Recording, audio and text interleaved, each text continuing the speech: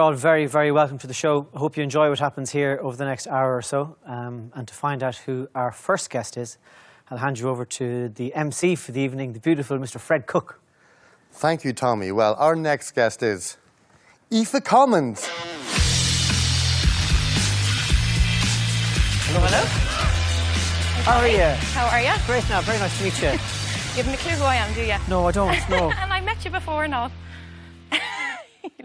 I waited your table about 8 years ago in Galway, so don't worry. Oh, really? That's not why I'm here. All right. What's your story, Aoife? Well, my name is Aoife Commons. I'm Yeah. a nurse from Galway, but I actually live with HIV, so I'm here to talk to you about that. Ah, right, okay. Yes, yes. I think you're a bit familiar with it from A few previous years, guests. A few years ago we had Robbie. Yes. I can't remember Robbie's surname. Robbie Lawler, On yes. talking about it. He's actually here today with me. Yeah. Back in the green room as a bit of support.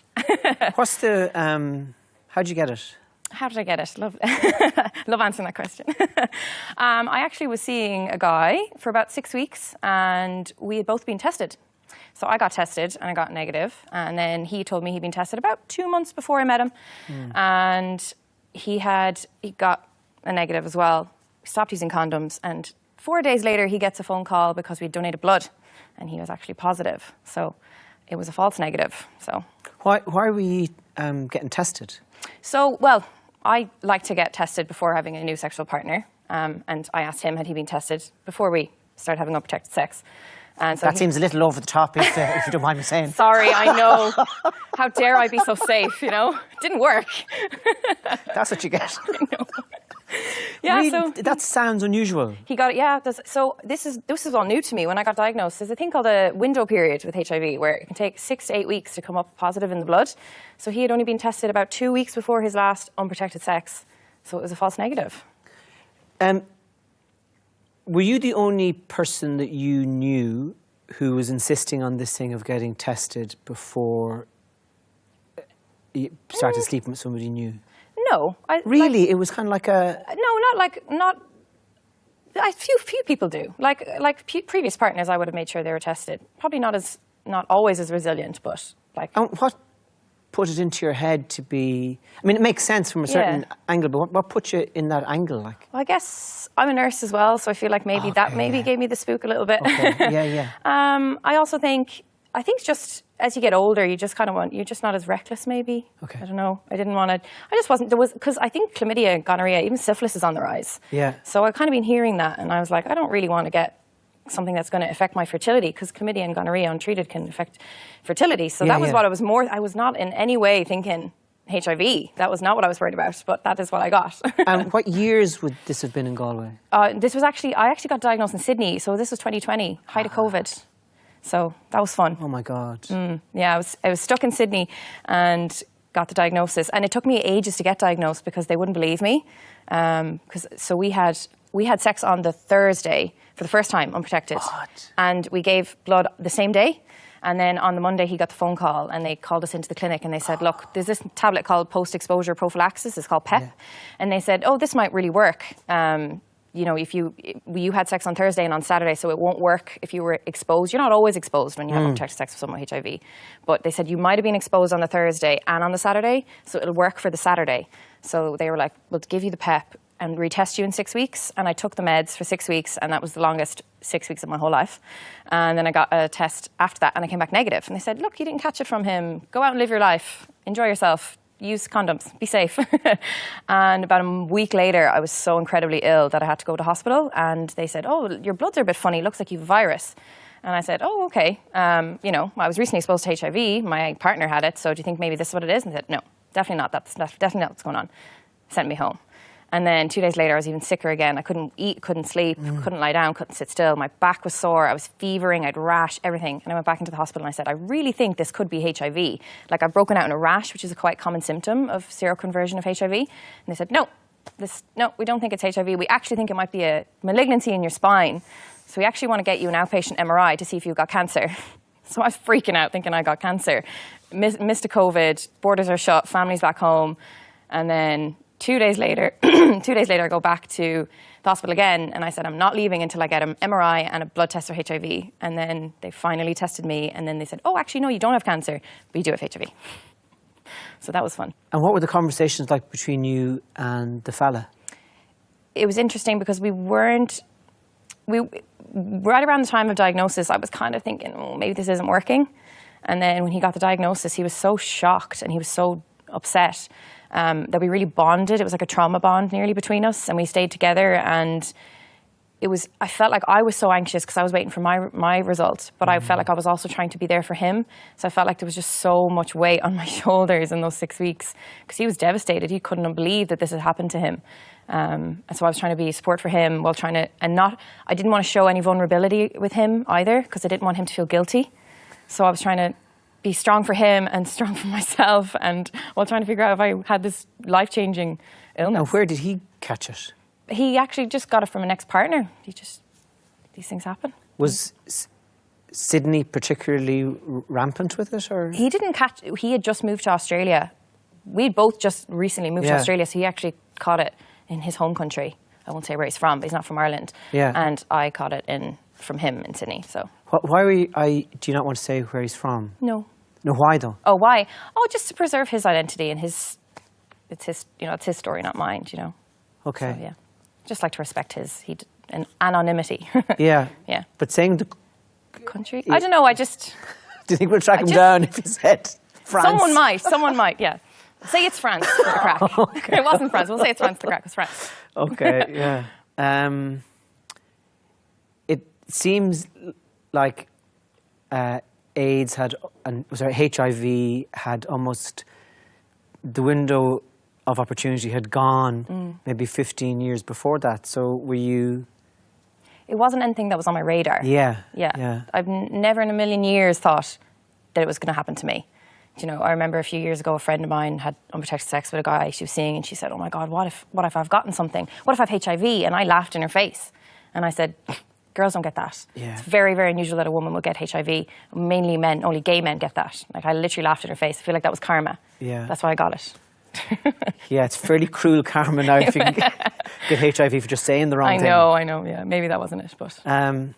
So, can you tell me then about the time of full diagnosis? And yeah, that was tough. I was in hospital when they came in like a 4-bed ward, curtains all around me, and they just kind of walked in. They said, "Oh, look, your blood tests have come back. We're going to have to send another one just to make sure that it definitely is positive, but it's come back with HIV cells in it." So, okay. HIV antibodies in your blood. So they were like, "We'll take another blood test." But at that point I knew. And you know what? I was actually relieved because I was so sure I had cancer at that point, because they were really saying, cancer, your bloods are all off, this is happening, you've got back pain, we really think you've got cancer in your spine. So to hear, "Oh, no, your MRI was clear, but you have HIV," I was like, "Oh, thank God. I don't have to go through chemo and radiotherapy, and I don't have to fly home or get my parents to come out here." It was like, okay, I only take one tablet every day, that's it. So I was like, I'll just take my tablets and I'll go about my life. And that's all I've done. Who's in the family? I've a brother and a sister, older brother and sister, and my parents. So my mum found my meds. She's doing a bit of snooping, looking for a nail file. She's always giving out when I say this, because she's like, "I was." She found the meds and she did a bit of Googling. And I just happened to find your... Actually, I happened to find she found a bag of pharmacy meds, and she goes, "What's in here?" And then she opened the bag, and then she took out the box, and then she said, "Oh, I'll just Google this, you know." And then she found out. So, yeah, they found out about a year before I came out publicly. Okay, and what was their reaction? Because Mum had done the Googling, she kind of had educated herself a little bit, so she knew a little bit more. But I remember her saying, "I can't believe you have AIDS." And I said, I don't have AIDS. Yeah. AIDS is a complication from untreated HIV. I don't have AIDS, I have HIV. And then... So just to remind everybody again that HIV is the initial virus. Is the virus, and it can develop into AIDS if it's not looked after. Exactly, okay. Yeah. So a lot of people think AIDS is the name of the virus, but it's not. And I always get a little bit cross when people mix them up. But it's all about educating. Of course, so when Mum said that, I was like, no. And then she said, "Look, your father knows I found these meds, but I haven't really... Like, do you want me to tell him?" And I said, no, I'll do it myself. Dad would be a little bit more conservative than my mum, so I was nervous. And he wasn't initially very happy. He was a bit upset, I won't lie. But after do you mind if I ask you, like, how old is your dad? 66. Okay, all right. Yeah. So, because I remember once telling my dad something fairly big, and he went he couldn't stop his initial reaction, which was, "You fucking idiot." It wasn't as aggressive, but it wasn't great. No, it was kind of like, "How did you manage that? How did you do this? How did you get that?" And I said, "Look, I was being safe." "Well, you obviously weren't," he said. So once I explained to him that we had gotten tested and we got a false negative and we used condoms, and he was still very upset. And I said, "Look, Dad, I could cut my hand here now and I could be bleeding, and you could have cut in your hand. I could shake your hand and I won't be able to pass it to you. My meds are working. I'm completely undetectable. I'm completely untransmissible." But it just was going in one ear and it was going out the other. He was not listening. Yeah. So I went to my nurse specialist in Galway and I said, "Look, can you bring my parents in and have a chat with them? I think if they hear it from another medical professional," because I am a nurse, but you're not going to listen to your daughter. Yeah. So if you hear from you, they might go in a little bit they'll be able to ask you more questions. So they went in and they had a chat with her and then they came home and that was it. They were fine then. It took a little while, but they're very supportive now. They're always going out and telling people, "Oh, she, like, Mum's meeting people in the park. Oh, yeah, she was on the radio there the last day, or she was talking to this and this and that." And so, yeah, they're... Aoife's great. She has the HIV. She has the HIV. She was literally met someone in Aldi car park in Knocknacarra and she said, "Oh, she can have unprotected sex. She can't even pass it on to any future partners." I was like, "Oh, Mum, please stop talking about my sex life in Aldi. Please." Yeah. Great. Do you feel unlucky that you got it? Definitely, it was definitely unfortunate how it happened, considering I was trying my best to not get it. Yeah. But I feel like it happened for a reason. There must be some sort of reason why it happened. So I just go with that. What possible reason could there be? I don't know, but I guess I'm using it as a way to educate now and to advocate for other women with HIV. That's what I'm using it now to do. Okay. So that's what I'm telling myself. Yeah. Make myself feel better about it. And what's your message? HIV doesn't discriminate. Anyone can get it. So, and it's not a death sentence anymore. You take your tablets, you get 2 blood tests a year, you can have unprotected sex with any partners. As long as you're taking your meds and you're not detectable, you can have unprotected sex, you can't pass it on. It's not a death sentence anymore. People think it's this horrible disease and you have to wear gloves to touch a patient that has HIV and you have to be scared of them, and it's not like that anymore. We're not a danger and people really treat you like you are, and it's a horrible feeling. Yeah. I was terrified at the thought of dating and things like that now, but I have a new partner now. Doesn't bother him. It's just been amazing. It just living with this big secret that's right here, and it's just a horrible feeling. And you're lying to people saying, "Oh, you were really sick that time in Australia. What was wrong?" "Oh, I just had a virus." And or why? Like I remember finishing nights and I had to go across to the clinic to pick up my meds, and when the girl's like, "Why haven't you gone home?" And I've got an appointment with the physio. Like you're just lying about where you're going, and you're hiding your meds, and if you're going on a girls' trip, I had to hide my meds under my pillow once, and my friend found them and she said, "What are these?" Like it's just easier to just be honest. And so in terms of say unprotected sex with your partner now, can you pass the HIV virus on? No, not while I'm on my tablets, and I take them regularly, and I get my blood tested. No, he's at no risk. No risk. Wow. No. Yeah, it's great, and I can have children, no risk. Yeah, it's brilliant, really. So part of the advocacy thing, is it a safe sex advocate that you are, or is it? Is part of the work encouraging people to get tested and to always have protected sex and? Is that part of your work now? I think so. I think it's more just like if people get regularly tested and if they're more aware and if they're open and honest about their sexual health and say, "I got tested last week," or "I need to get tested," or "I want to use a condom." It's just about communication. Just really all it is. Just be honest and communicate with your partners. And I think as well as that, I want to just be a voice for women. I feel like there was a very lacking voice for women living with HIV. There's a lot of men, I think. Not a huge amount, but there's definitely more men than women. And I just felt like we were kind of forgotten about nearly in statistics and online and things like that. So I just kind of wanted to be saying we're here and we exist. Do you talk to people, young people, much about sex? Yeah, I think so. My friends come to me sometimes. Like I'll have a friend saying, "Oh, should I get tested? When should I get tested? How long after having unprotected sex should I get tested? 6 weeks for HIV." Or they'll say, "Where can I get free testing?" Because there's anonymous. You can actually order test kits for free to your house. It's completely anonymous. Because some people, Galway's small. You go into the clinic in Galway, you could know someone. People are very, You've probably had sex with them. Yeah, exactly. There's someone over there that they've had sex with. They don't, oh God, what's she in here with? What am I? Maybe I have it too. So it's, it's anonymous. So Galway's too small. That's what I say. But things like that, So I think people come to me, and I do peer support for people that are newly diagnosed and things like that as well. So it's a nice community. Yeah. Yeah. What's the visibility of sexual health clinics in colleges and stuff like that? Is that fairly prominent? Well, I remember when I was in NUIG in Galway, there was the health centre, and they were giving out free condoms, and there was like the encouragement to get tested, and there'd be posters up and things. So I think it is getting better, definitely. There's still a long way to go. I think nearly secondary schools need to start as well. I think it needs to start maybe in Leaving Cert kind of year, just education, not throwing free condoms out to teenagers, but just the education part of it. Like, when I grew up, all I could remember is do not get pregnant, do not get pregnant, do not get pregnant. I don't remember everyone saying, you know, you are at risk for all these STIs when I was in secondary school, do you know? I just feel like as long as they're aware that it's a risk when they start having sex, do you know? That's a big thing about the secondary schools, isn't it? That's kind of, because we don't like to think of even though when we were I know.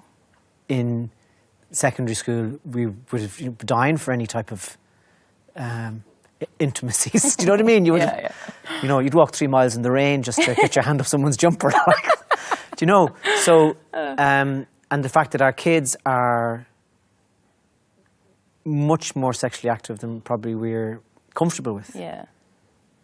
So, in an ideal kind of scenario, what would you like to see? I think more education in schools. Just more education in healthcare even. I think that's, to me, because I suppose I'm a nurse, I see a lot of stigma and discrimination towards people living with HIV within healthcare. And that's really disheartening because that's where people should know more, you know? So I think we need to focus on healthcare and we need to focus on young people. So that's it. The first one is in ignorance amongst medical staff. Yeah. About it. That's a huge issue. Really? To me, I think, yeah. Like, nurse saying to my face before she knew I was positive, I would never touch a HIV person without gloves on. Like, you're hearing that from medical staff who should know better. Yeah.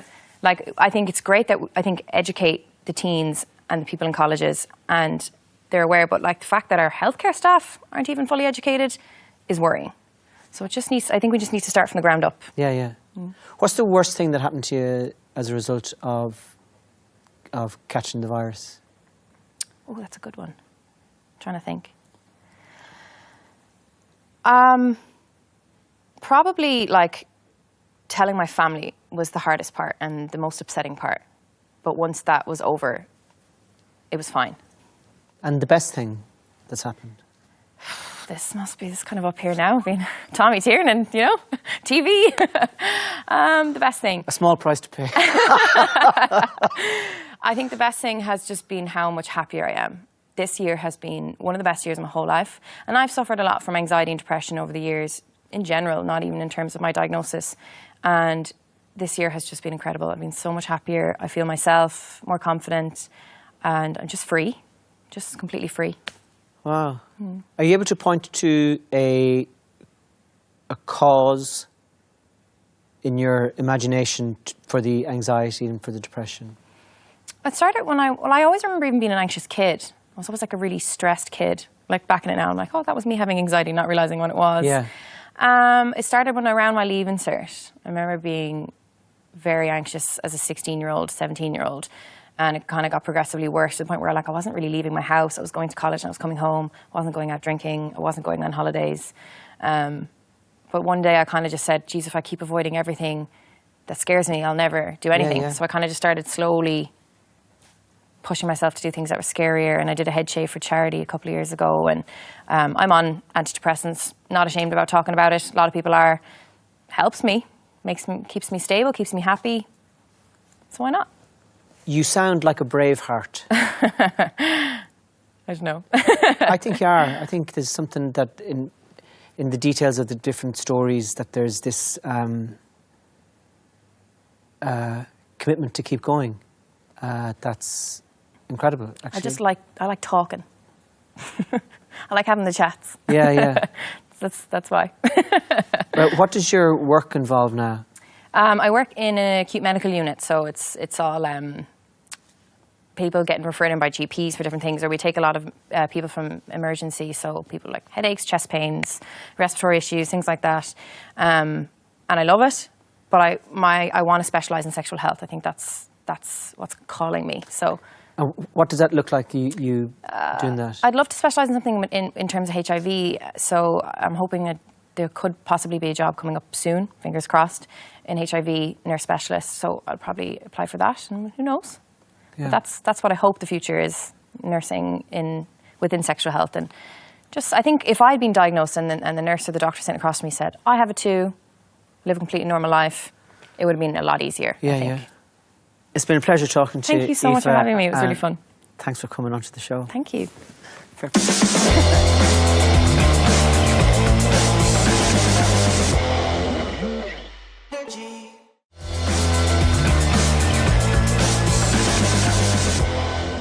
Well, you're all very welcome back to the second half, everybody. Freddie, who's next? Tommy, our next guest is Dermot Whelan. Ah, Dermot. Hello. Hey, Tommy. How are you, fella? Good to see you. Yeah, great to see you now. You're looking dapper. Am I? Yes, you look like kind of like a Buddhist from Inishmore. Oh, I go for that. Good. I settle for that. Yeah, it's a good look. So you quit the radio. I did. So these are the headlines I know about Dermot Whelan. You quit the radio and you've gone full-time into mindfulness propaganda. Yeah. Is that... That's pretty much it, Really? Yeah, I'm a meditation teacher. I blend the stand-up and meditation, Okay. which sounds weird, but it's something I've been doing for about the last 5 years, teaching. I've meditated for well over a decade more. Yeah. But I think people are ready to get the information in a different way, you know, and I think a lot of the time the whole world of say meditation or mindfulness is presented in a way that a lot of people can't relate to, particularly blokes. But it sounds boring. Yeah, and it's a little bit, even the word wellness kind of gives me a little bit of the ick, because I think it has an inbuilt smugness to it. It's kind of like, oh, I'm into wellness, right? Are you into wellness? And if you're not, you're somehow getting life wrong. Yeah. You know, and I think it's been very marketed, the whole, I guess it's exclusive, you know, it's marketed to a particular group of people. It's got a very female slant and a particular type of woman, I think. And that's great if, you know, you can relate to that. But I think, you know, if you're a lad in a high-vis driving a digger, you know, you need this information to be presented to you in a different way. And all it's trying to do is, you know, calm your stress response long enough so that you can get through your day and feeling like yourself, you know, and sleep a bit better and have your mood a bit more stable. And, you know, it's not that suddenly we have to, I think people have, I had a lot of preconceptions when I came to this originally, you know. I thought the whole meditation thing was for, you know, people who got up in the morning and just covered themselves in hummus. You know, it was A nice way to start the day. yeah, great exfoliator. Well, if you had someone to lick it off. Yeah. You know, That would be better. The fella driving the truck could go for that now. yeah, just the hummus and the high-vis jacket. That's it. And the missus licking it off. That's a vital. That's the. I don't know what it's going to do for her stress levels. Window into your own fetishes Yeah, here. totally.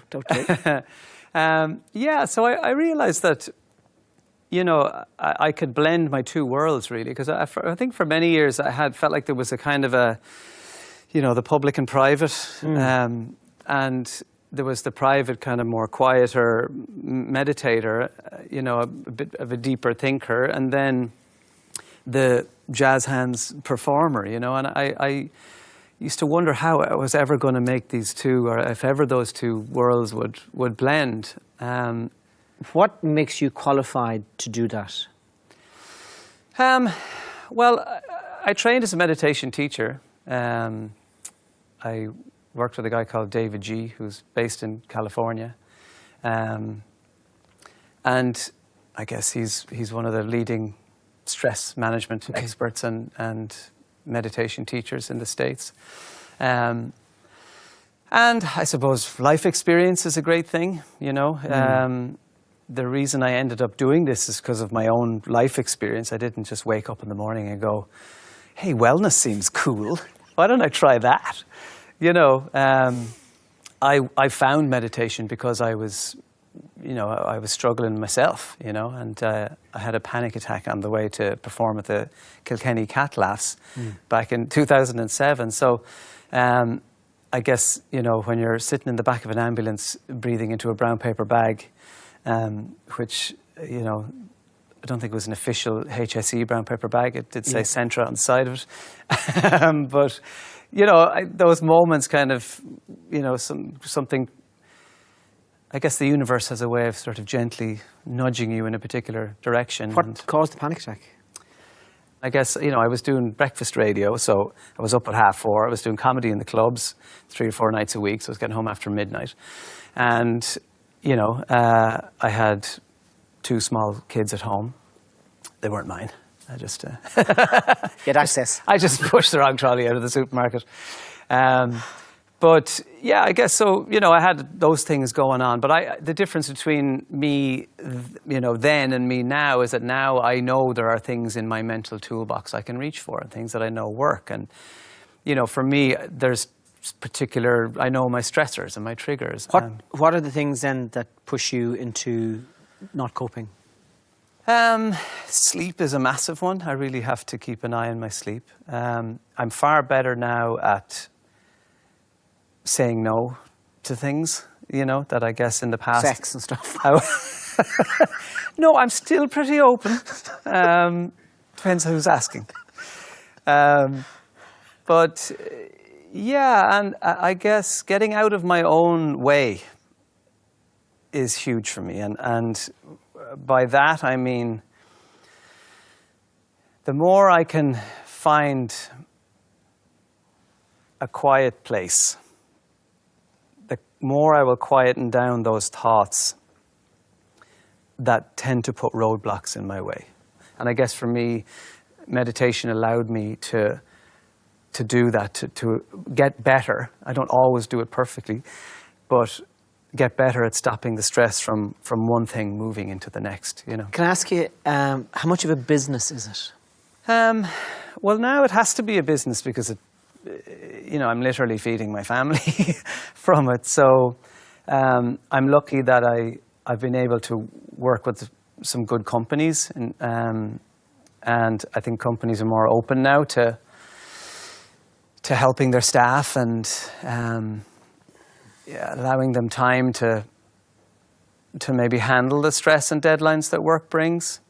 You know, I think it really depends on the company. Sometimes you get a sense that maybe it's a bit lip servicey. Well, also that maybe the company ultimately just wants to make its staff more productive, and that they don't really care about their mental health is only important in so much as they can work, or it stops them from working.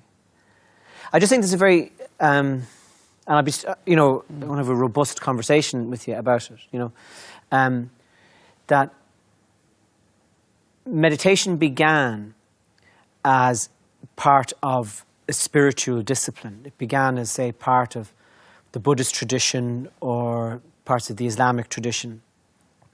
And now it's a they've kind of severed themselves off from where they came from.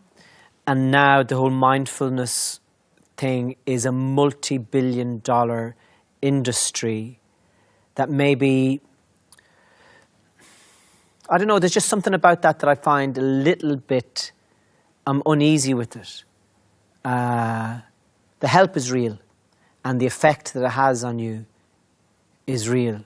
But sometimes there's the whole wellness industry just seems a little bit untrustworthy.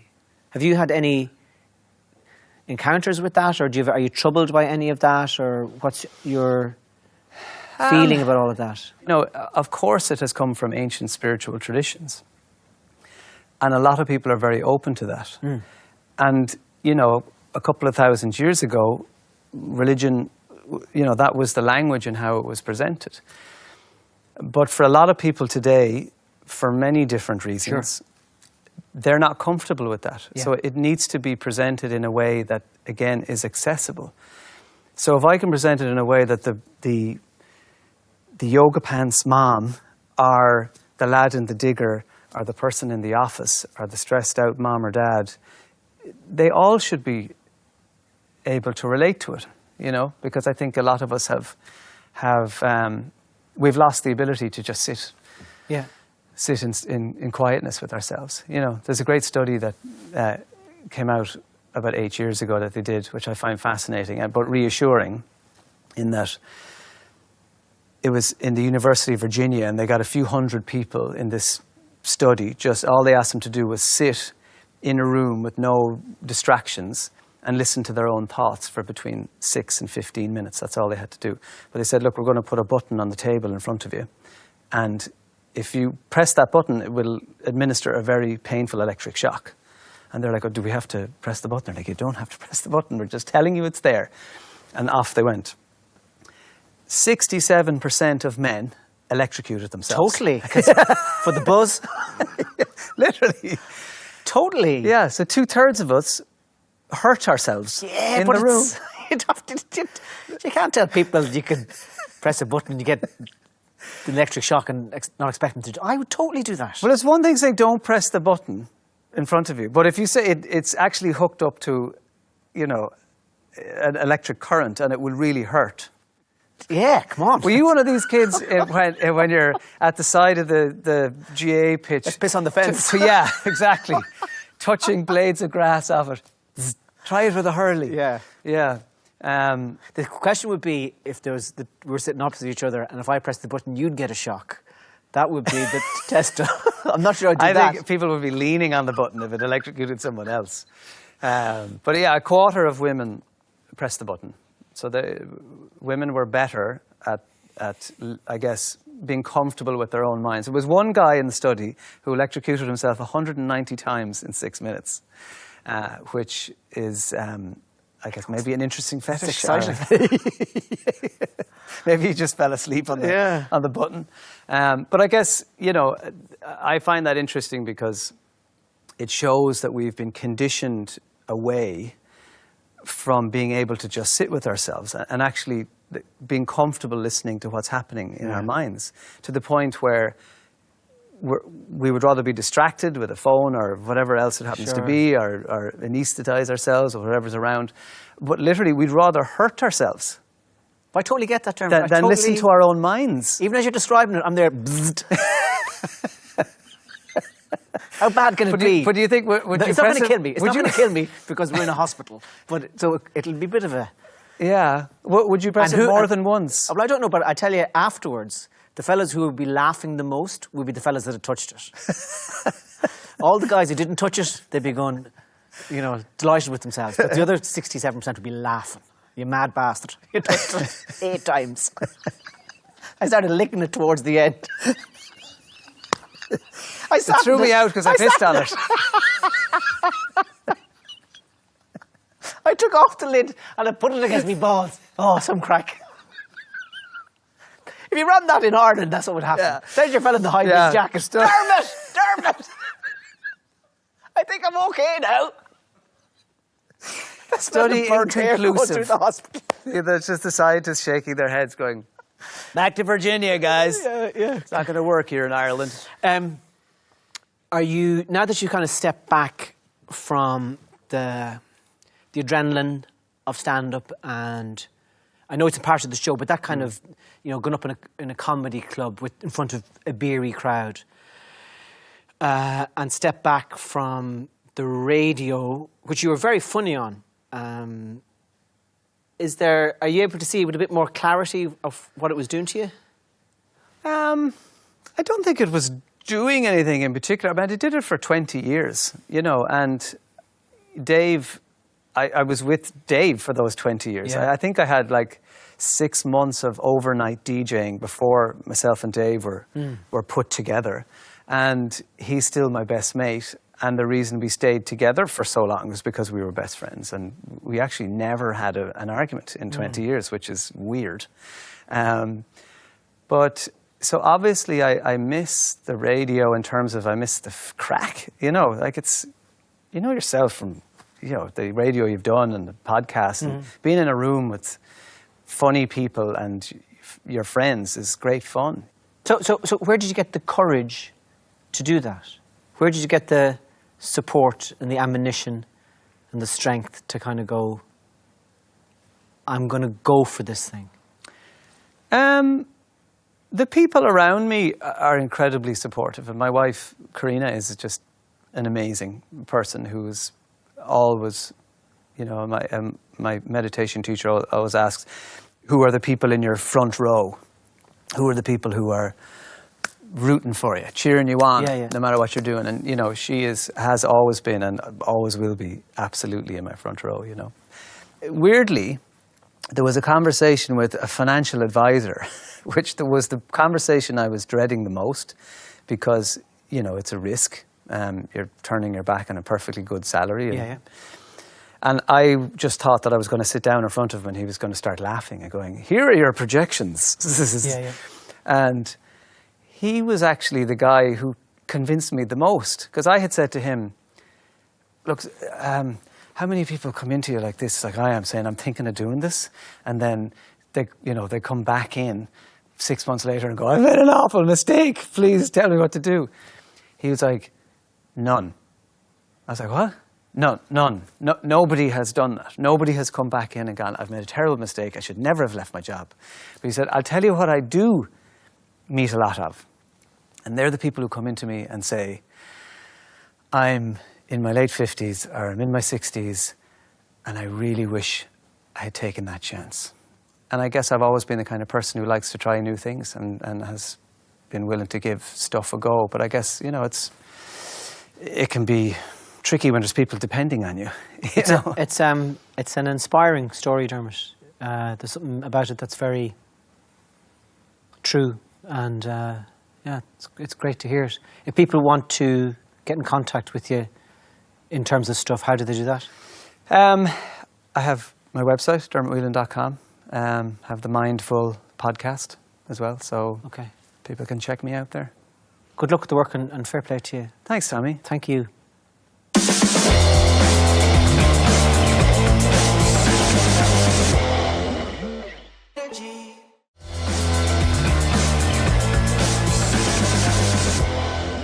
Welcome back to the third half, everybody. Freddie, who's next? Tommy, our next guest is Roisin Murphy.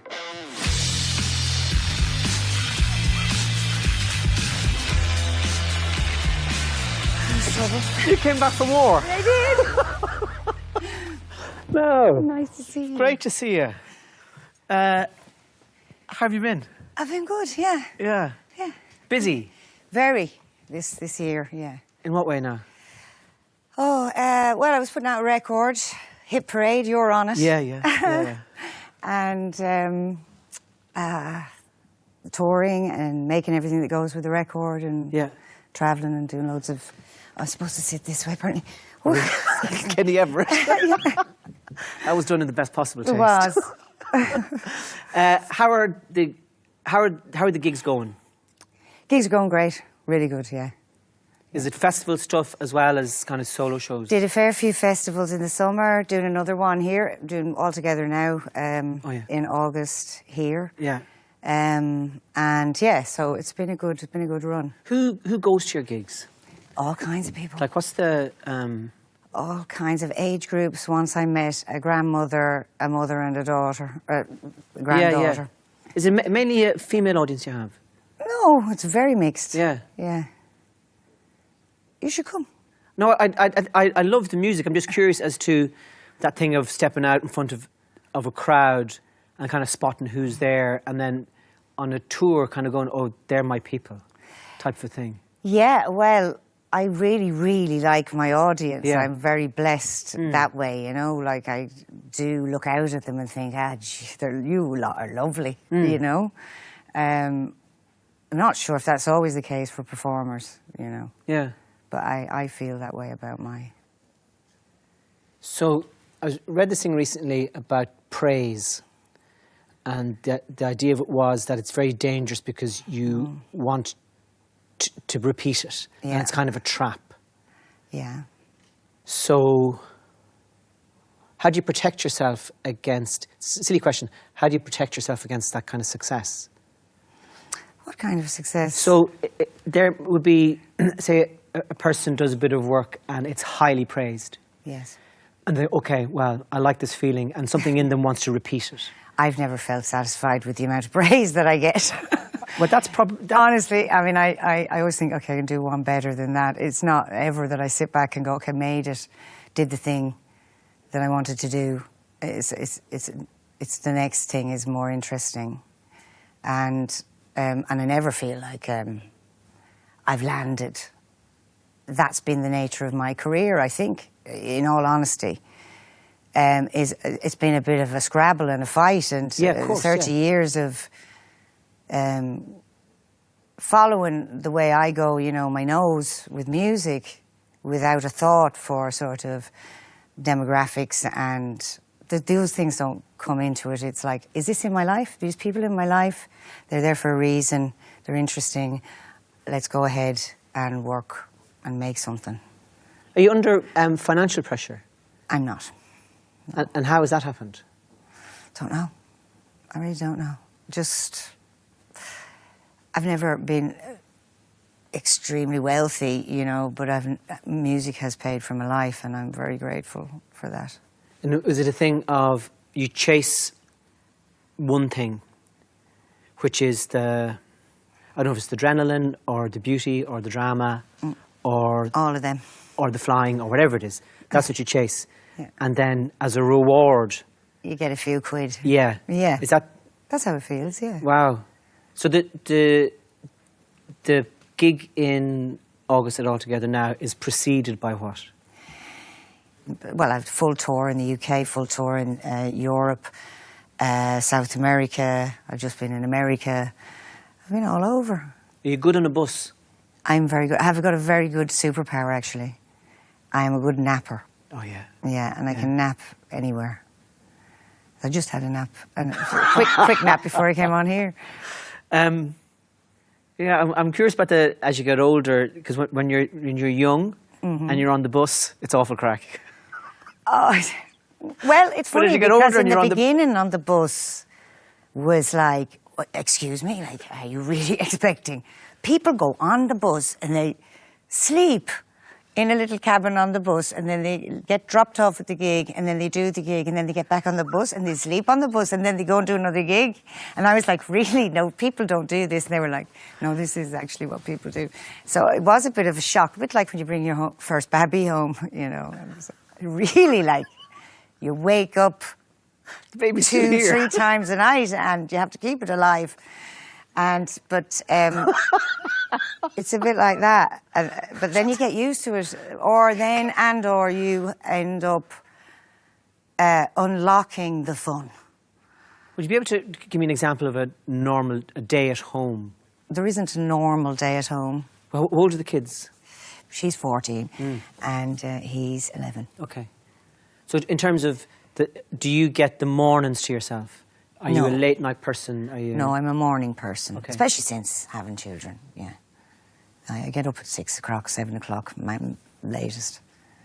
Get them out the door to school? I do the whole thing if I'm there, but I'm not there much these days. Yeah. I have I'm an incredible partner to do most of that at the I'm moment. curious as to the day at home in terms of the work. Yeah. And how those two things... And then they go off to school, and I don't drive them because I don't drive. So usually Sebby would take them, or it might be the girl that works with me, Isabella, and then we'll start work on emails, and you know she'll tell me I have interviews, and Okay. and then we start collecting the kids. It's sort of before you blink. But in terms of singing then and coming up with lyrics, and when does that happen? Oh, you're talking about that sort of time. Well, Well, it's seasonal work. It's Okay. seasonal work. So when I'm putting out a record, they're busy. I'm too busy to be doing much of that. I can squeeze in the odd here and there. And then when that calms down, I'll get back to it again, yeah. And then that would be that I like to write in the morning. Yeah. And then come back to it later on, or not. But I do like to get in the morning to write. Do you get nervous before shows? A little bit, but not much. Not like I used to. No. Because there's no point to it. So I try to remind myself, there's no point being panicking. It's a bit like my dad used to say, there's no point being shy. Waste your life being shy. So I try to remind myself there's no point. Do you get? If I'm on the road, I don't When get you get in a nervous before flow, shows. yeah. But I know that before a show, I have to find the place that ideas will come from. If that makes sense, I can't just walk straight onto it. I have to kind of isolate for a while and try and get in there. I used to do these Wim Hof breathing technique things. I used to like hyperventilate for half an hour and then hold my breath for 10 minutes. Hold your breath for 10 minutes? Well, I'd breathe intermittently after 10 minutes, but just to change my to not to be the daytime Tommy. Yeah. And to be this other. When you are, there's a daytime Roisin and a nighttime Roisin. There surely is, yeah. You know. But there's a long process for us, you know, especially when we're on tour, like, you know, we roll in, all of us, and it takes time for everything to get set up. And I tend to not like to go on big trips, you know, around town and stuff. Yeah. I like to stay pretty close to home. I'm not like the band in that sense. Yeah. The band go off like, oh, we'll hire BMXs and stuff, and like come back with broken hand and all. But Yeah. Do you feel sad staying in the bus? Like? no, I feel delighted staying in the venue, and there's a lot to do for me. You know, I've a good few bits and bobs. I've got to get steamed and organise what I'm doing, and then I like to have a nice palatial sort of time of it in my backstage, and I like to have a relaxed sound check. And I don't like to run around before. I just like to be there, cosy in there with the crew, not the band. And because I'm more like crew than the band in a way. I'm less free than the band. Mm-hmm. Yeah. So, yeah, I'm there and I just focus all day. Yeah. All day. How's your voice these days, and how has your voice changed? Are you able to, since you started? I was never one for hitting super high notes, you know, and I fell into it, so I didn't really feel like a singer for many years, and I had to find my way around my voice. And in some ways it's got better, my voice, and in other ways it is aging. So, you know, it's mentally better, physically maybe not, you know. But no, I was listening to Lucinda Williams recently. And I saw a real old clip of her, and her voice was kind of real lightness to it, and it was lovely. And then I listened to an album she did 3 years ago, and it was brilliant. It was down here. It was fantastic. So I wonder, is there there's good stuff to come with aging? Oh, absolutely. In terms of the voice. Always, yeah. With everything, every part of you, there's good stuff to come with aging. I Really? think. Well, I like old people. They're my favourite type of people. I mean, this is the truth. Since I was a child, I only wanted to be around old people. Yeah. That's why them dying is really annoying me now, like, because they're going and they're taking this whole world with them. And that's something that I'm struggling with, I think, now, is sort of like being old enough now to see things pass, you know, worlds pass. And also with your children, they grow up and they're not children anymore. So I think there's a bit of me that's finding that hard to process. Why do you like old people so much? Oh, I love them. They're better than young people. I love them. But was certainly our culture anyway down there, where we all mixed, young people and old people. I don't know if that's true of Irish culture in general, more than you would have in England, and even Italy. My partner's Italian. Yeah. This genuine sort of convivial sharing time together, past mad generations in one room, you know, is something I grew up with, and I did always want to listen to the old people. I wanted to listen to their songs, and I wanted to earwig on what they were talking about, and I'd rather be sitting there than running around with the kids. And and some of them are going now, and they are different to the younger generations, and they'll be gone, and then we need to, you know, it'll probably drive me to do something like write a book, or I don't know. I feel like, yeah, to me, I love them. They're great. Sounds really patronising. I love old people, you know, that I do, genuinely. How are the kids? Grand. We live in Spain now. We live in Ibiza. Yeah. And how are you in the heat? In the heat, fine. Yeah. Yeah. I'm okay. It's supposed to be beautiful. I've never been there. It's supposed to be beautiful. It's a beautiful place, yeah. It's really, really lovely. Well, my partner had the place there for 25 years. So we used to go all the time anyway. And then in the lockdown, we went, and then it was like, oh, why don't we just stay? It's lovely here. Wow. And I like it because I know other families, you know, and it's a small place, and it feels like Ireland, you know, like, because you're driving down the road and you see somebody on the other side of the road in the car, and you pull over and you go, oh, where are you going? Oh, I'm going. And then you might go for a drink with them, or, you know what I mean? Like, not how it was in London. London has great things about it too, and I miss it a bit. Good luck with the road, and good luck with the music, and I'll see you down the road. He's on my record, lads. Hit Parade, right? Go and get it and check him out. And actually, I'm going to sing a song for you tonight, Tommy.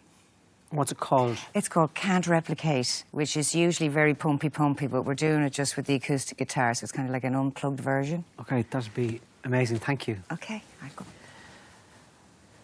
Thank you very much for watching this week, ladies and gentlemen, and I hope you enjoyed the show. And now, to finish off, please welcome Roisin Murphy performing Can't Replicate from the album Hit Parade.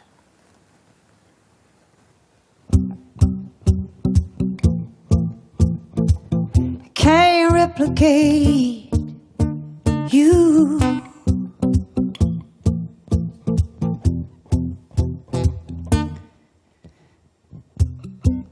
The things that you know about me, nobody else knows about. There's a place where you can reach into me, nobody else goes there. You must see something within me, ain't nobody else sees it, no.